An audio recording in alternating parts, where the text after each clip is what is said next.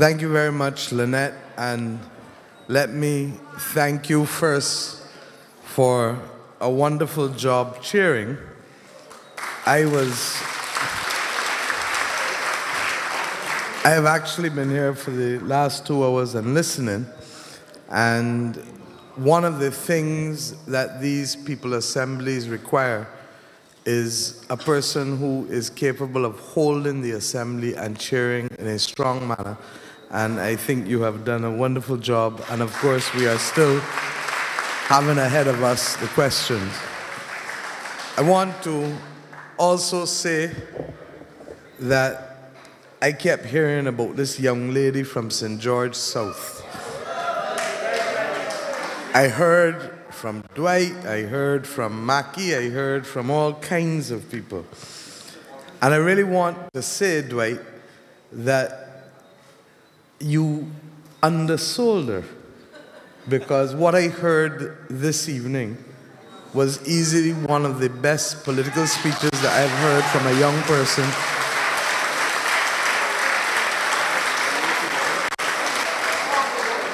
And I want to make the point, because it was not about rabble-rousing.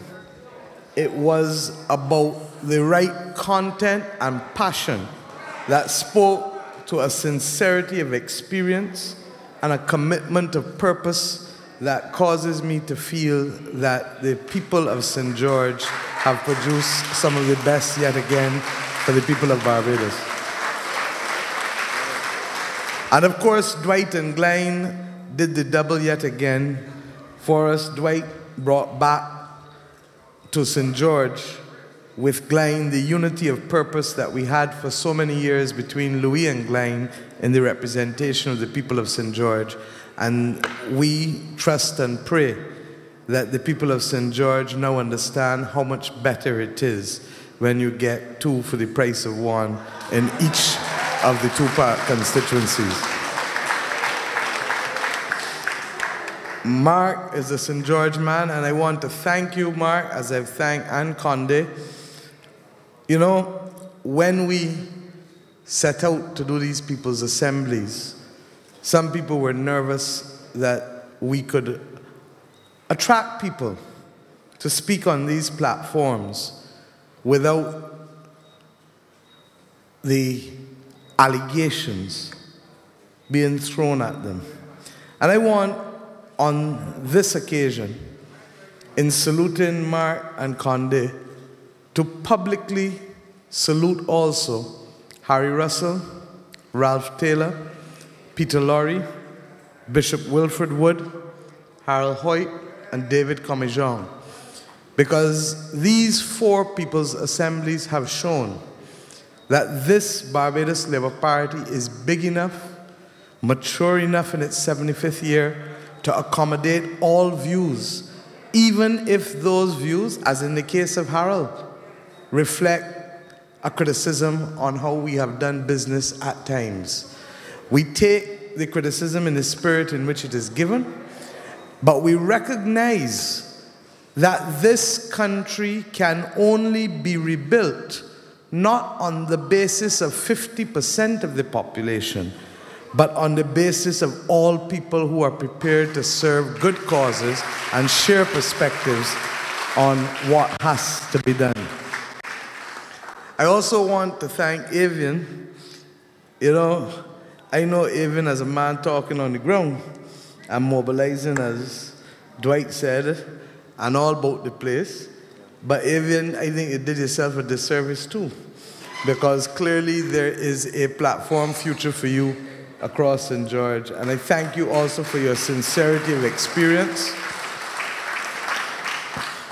You know, people talk glibly about the experiences of small businesses, but when you hear it firsthand, and when people start to explain, as Avian did, not only the pain that he feels himself, but as he saw when they sought to take up another man's car, as he saw as his employees contracted, where his own family is feeling the pressure of the contraction of business. This is what we are talking about in Barbados today.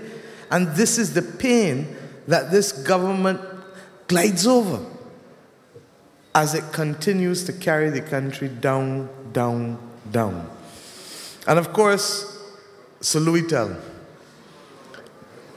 When I joined the party in 1988, I knew then, as I knew throughout, that Louis Tell was regarded as one of those people of his generation that reflected the conscience of the Barbados Labour Party.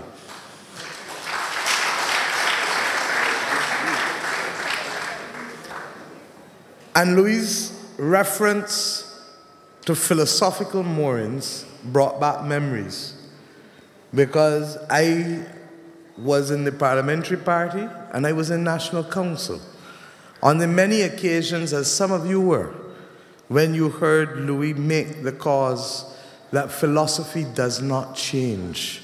Circumstances may change, events may change, but the philosophy which we hold dearly as a party, to ensure that we allow our people every opportunity to be the best that they can be while protecting those who have been made vulnerable not by their own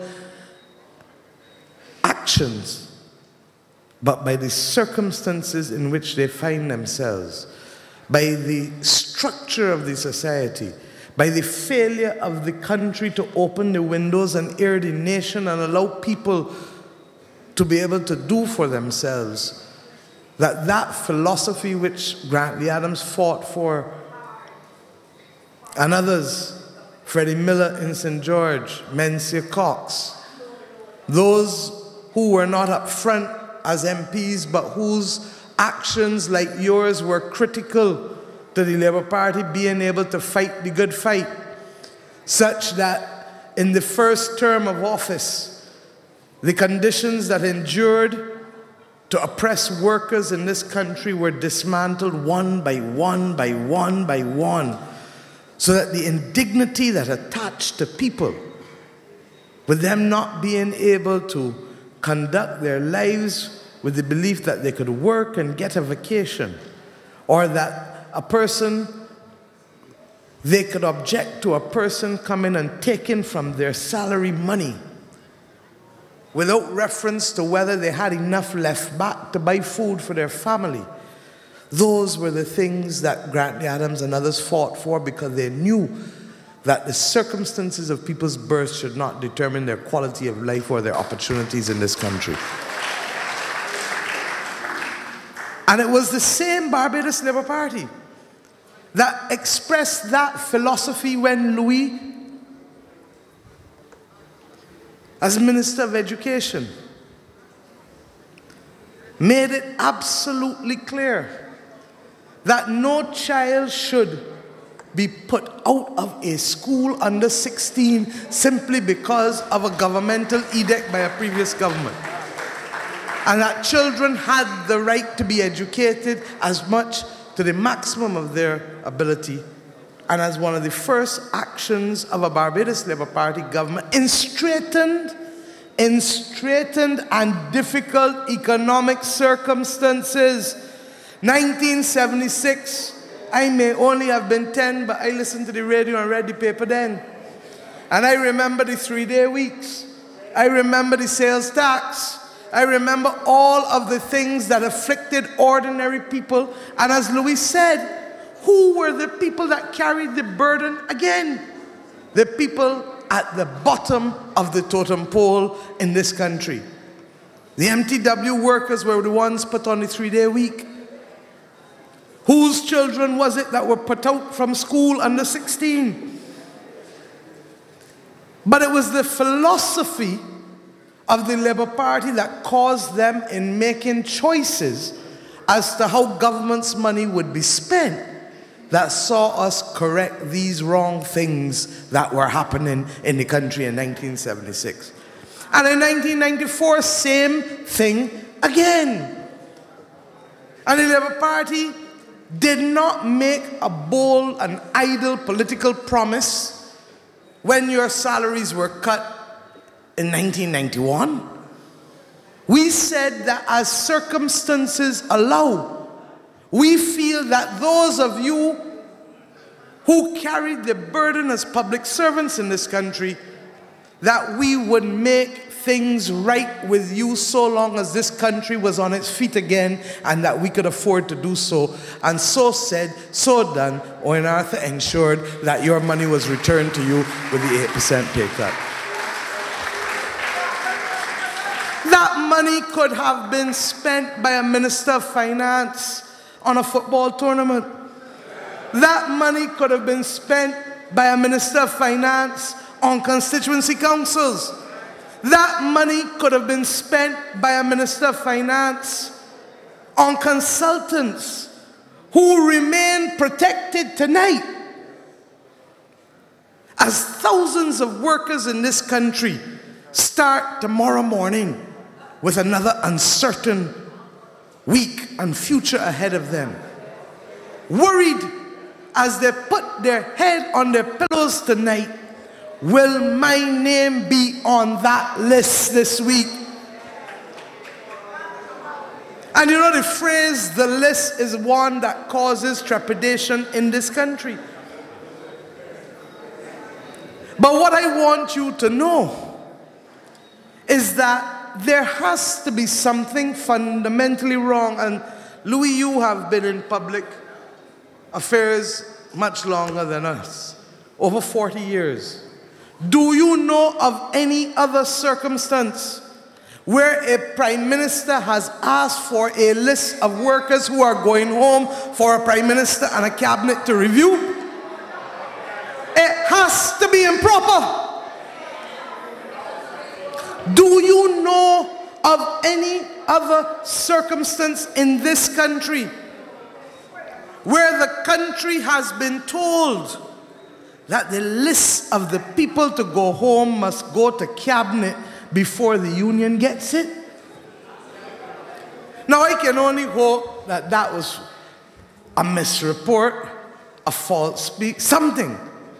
But this country will be entering very dangerous waters. And you know why I am not prepared to dismiss it idly? Because the choice of some of them will be on a subjective basis. If you say that two people who live in the same house cannot go home, we know the fluidity of living arrangements in this country among many people. And therefore you get into burden of proof and evidence. And Barbadians have a funny way of saying, who is talking to who? He talked to her. Does she talk to him? And does talk extend to other arrangements? And are we now getting into bedroom arrangements to determine who should stay and who should not? These are not matters for the cabinet of Barbados. These are not matters for the Prime Minister of Barbados. They are not even matters for the Union. And the parameters, if you are, first of all, we have a difficulty with the manner in which the layoffs are being conducted, period. And Louis spoke to that. This government is taking people from the bottom of the totem pole. Not because they want to structure a government that can be fit for purpose to cause Barbados to grow again, but because they want to add up numbers to reach 140 million. Well, I thank Sleepy Smith, Sir Frederick, for agreeing with the call made from this very platform at the end of October, when I said to you that if you are serious about wanting to trim government's expenditure before you touch a fella, start with the cabinet. And I repeat it tonight, because we have a lot of one-limb ministries that are apostrophes and that can be added on to other ministries. We have a lot of consultants, candidates. The lady who ran against me is in the Water Authority as a consultant. The man who ran against Dale is a consultant in the Ministry of Education. The man who walks about texting on Facebook and social media. One, Peter Jilks, is a consultant to many places. And there has to be something wrong. What is the golden rule that each of us was taught in Sunday school? Do unto others as you would have them do unto you. And if the government wants to lead by example, if the government wants to tell, because trust me, we are in hard times. And trust me, there will be sacrifice. But sacrifice must lead us to safety, not to gay abandonment and more confusion. And this government has done everything to throw the people who are least capable of protecting themselves to the wolves. It is not me who said that more people will end up in prison. It is not me who said that the social circumstances and suicidal attempts and all of that. That is what your unions have told you. That is what people believe will flow from this exercise. And if you therefore believe that this exercise of layoff stands to be so devastating, then you have a duty to lead from in front and to start with those with whom you have. And I want to repeat this because, you know, I don't believe that the layoff of 3,000 people will solve anything in stabilizing Barbados' economic circumstances. I really don't. And therefore I have a difficulty standing and holding the government's hands on this matter when the government knows that the problem that we face is far more serious, that this may stop some bleeding for a few minutes, but it is not going to start the patient feeling better again, and the patient is still at risk of serious injury or worse. And we love Barbados. The Barbados Labour Party loves Barbados. The individuals on this platform, the members of parliament, those of you in here, we have no other country. I don't have bank accounts, investments, nothing else outside this country. And I know that the majority of our members do not. So we rise or sink with this country. And the last time I checked, and I say this for a few greedy people in this country, the last time I checked, when the Titanic sank, first class and crew both sank with it. So that those who believe that their greed can cause them to stay at the top will find that they will be standing on quicksand if this country is allowed to fall. But the reason why I'm reminding you of our love for Barbados is that as with a child, when you love your child, you cannot let your child do any and everything to the point where it becomes spoiled and where it is incapable of taking care of themselves in the future. And similarly, we have said to this government, come clean. How many times have you heard me say that? Have you heard members of the Labour Party say, come clean with the country? And we now have a chorus across Barbados of people saying the same thing up to last week Sunday, Salon Fields. People from outside.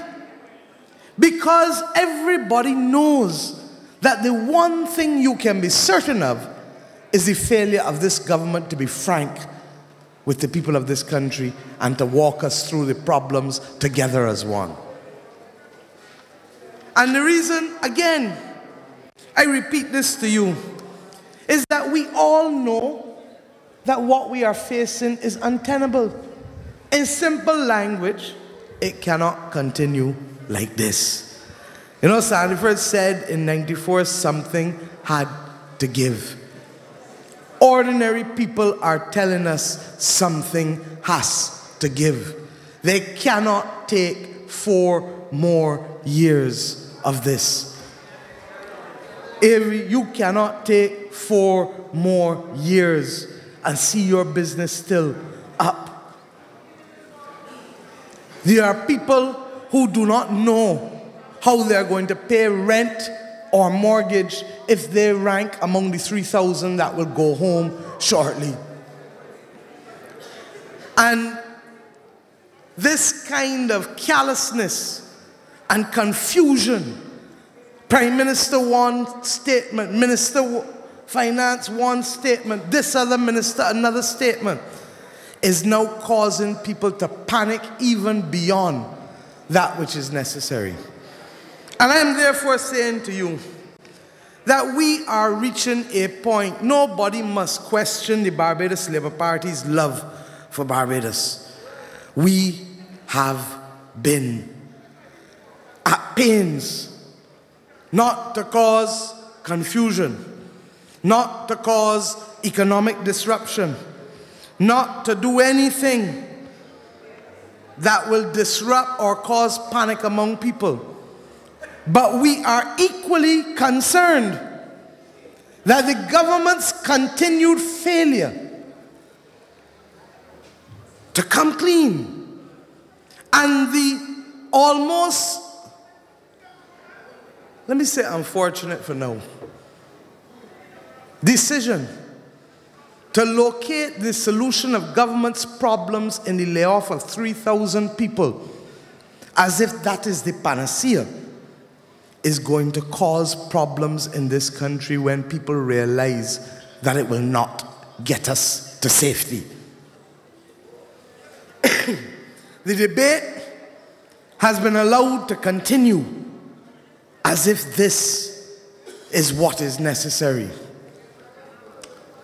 And we believe that the time is coming, and that is why we have been holding these people's assemblies, that our duty is to educate and to sensitize. When we tell you that the money saved from the layoffs that the government is proposing is 1/6, 1 out of 6, 1/6 of what the deficit is. When the IMF tells you that even after you lay off these people, you are going to run more than a 9% deficit, more than $700 million deficit. And when I tell you from this platform over and over and over that none of these numbers include the money that government owes way to everybody, the arrears, which is about another $800 million. This failure to let people know the true state of their circumstances will create false hope and serious disappointment among people in this country. And it will come to a point where it is not simply the Democratic Labour Party government who they cannot and will not trust, but all forms of establishment, from the unions to the church to all political parties to all institutions, because the establishment of Barbados has left them vulnerable to the ravages of a profligate government, an incompetent government, and to suffering that they only heard about from their grandparents. That is what is at stake. And I am saying to you tonight that we will continue with these people's assemblies because we believe that we have a duty to lead the way in the effort to educate and to sensitize. And we will continue to invite people who are not of the Labour Party, who do not support the Labour Party, but who support Barbados and who, like us, believe that better must be done and that all must be done to save this country from the kind of ruination that the Democratic Labour Party has us on chart for. Thank you. And I'm saying to you that in addition to the People's Assemblies, the rubbing shoulders,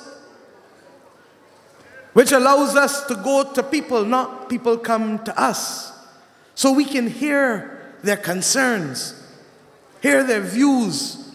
We learn week by week when we go the plight of people in their businesses, as vendors, as large manufacturers, as small hoteliers.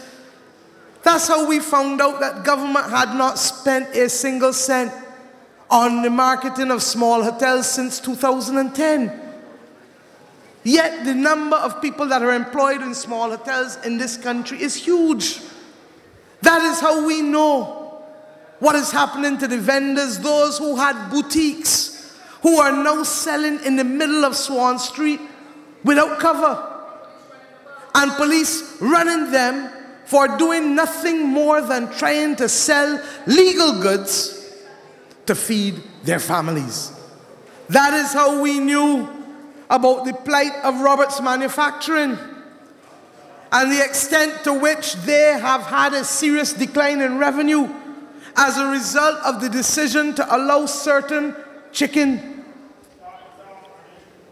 goods to come in to support, yes, fast food restaurants, but at the same time to the detriment of poultry producers and to the producers of feed in this country, and ultimately to people's jobs.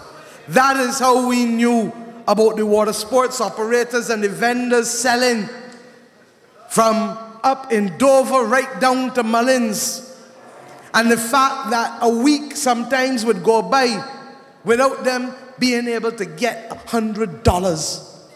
That is how we knew about the taxi drivers in the port, who during the summer, when you had one boat a week and another one coming every other week, and if you managed to get the lucky draw, you might get $60, $70, $80. But if you miss and get a trip from the port to the boatyard, God help you, because that is your turn and you're getting less than $20 for that trip for a whole week. And we can go to the same thing at the airport for people who might have to go from the airport to Silver Sands. I just sit down and dream about this. This is what our people in this country, ordinary Barbadians, are sharing with us. They don't have the chance to share it with their Prime Minister because he is not concerned. He does not even believe he has to speak to you through the television station, far less come and meet with ordinary people and find out how they're coping. But we will continue this equally in our parliamentary debates. And I want to give this country the assurance, and this party, that the Barbados Labour Party will do whatever it has to do to ready itself to be the alternative government, because we believe that this country requires and demands it of us, and we do not have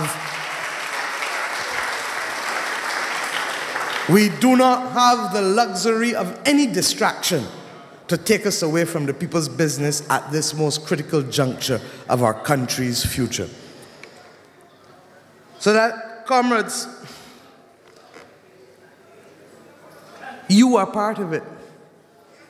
And every one of the 500 people in this room and the 200 outside, who obviously like a little fresh air more than those of us inside, have a duty to help us educate and sensitize. Just find 3 or 4 people through the highways and hedgerows of this country. You don't have to tell them about GDP, but you heard Louis talk tonight. You cannot spend more than you're earning forever. That is what your government is doing. You cannot continue to pick the weakest in the crowd. You tell your children that in the primary schools. Why are we doing it among our workers in this country? You cannot continue to sit back and stay quiet. If I was kicking somebody and they never told me stop, I would keep kicking. And it is only when people stand up and open their mouths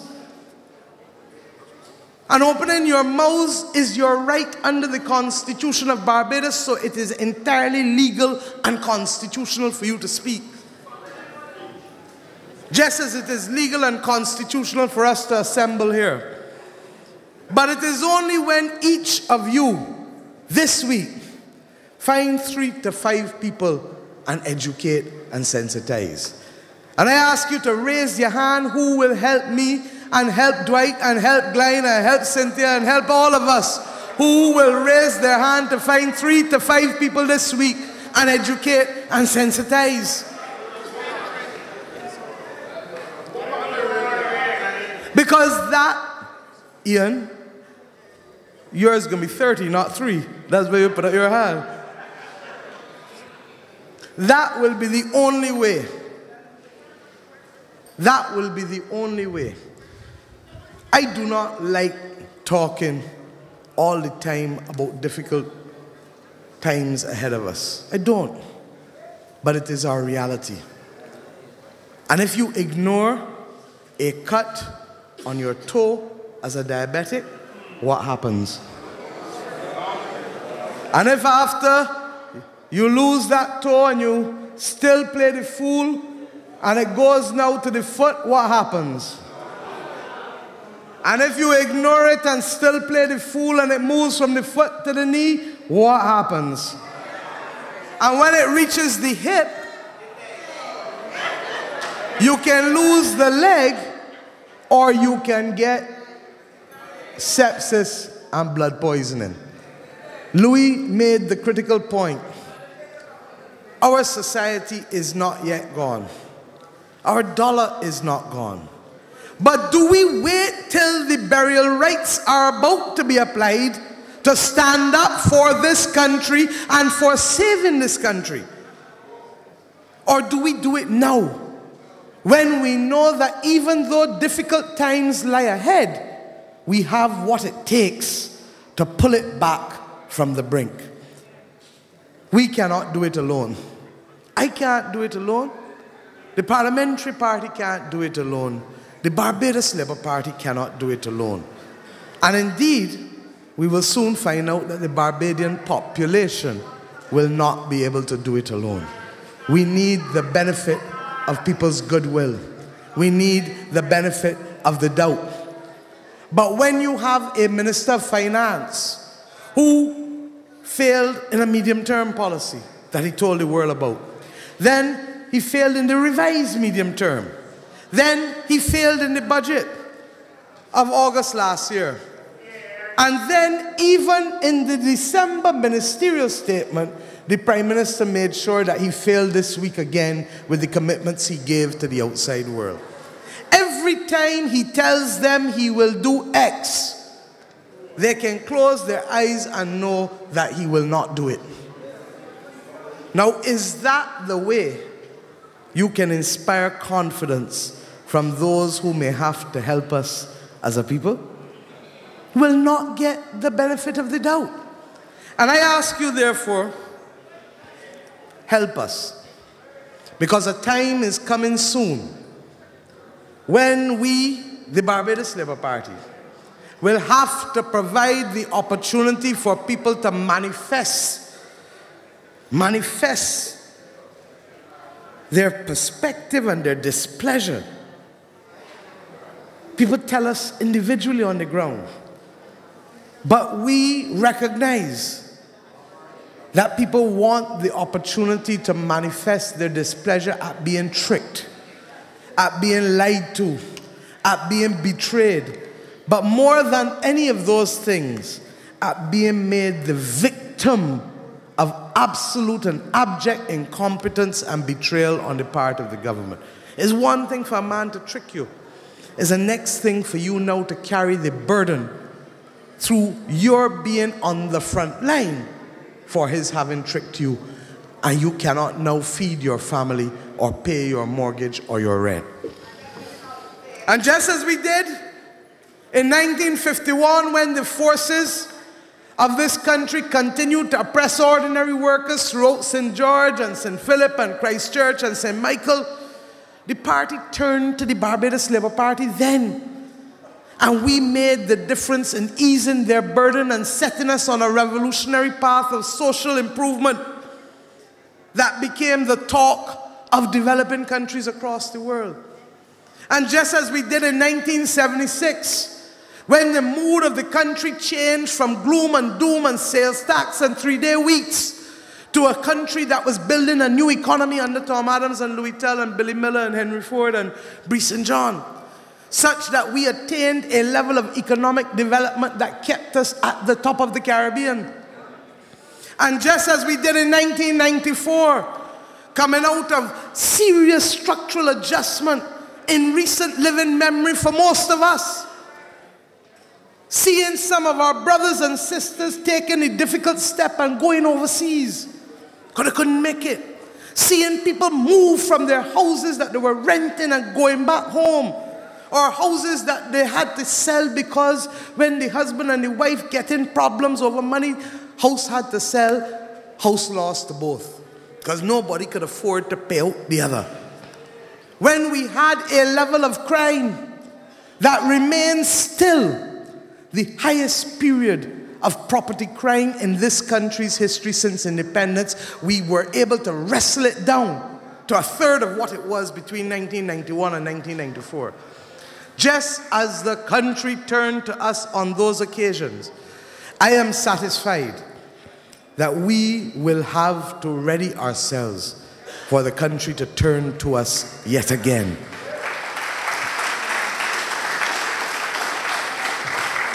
And we will therefore not wait on anybody, as I told you, to provide that opportunity for us, because our duty to the people of this country is long, has been faithful, and will not be compromised at any time.